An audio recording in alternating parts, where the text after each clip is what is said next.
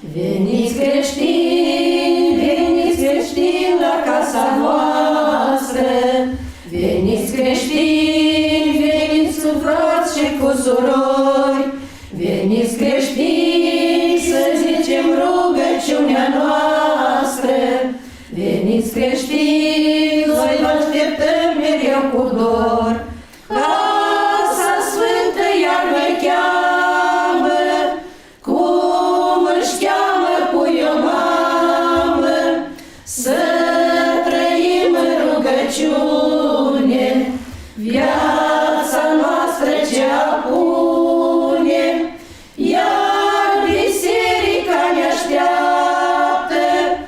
rugăciunea noastră șoaptă, ziua, seara, dimineața,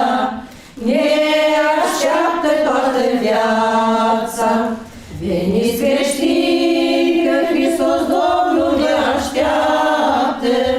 veniți creștini, veniți întreg poporul meu, veniți creștini, veniți cu toți pe calea dreaptă, veniți creștini,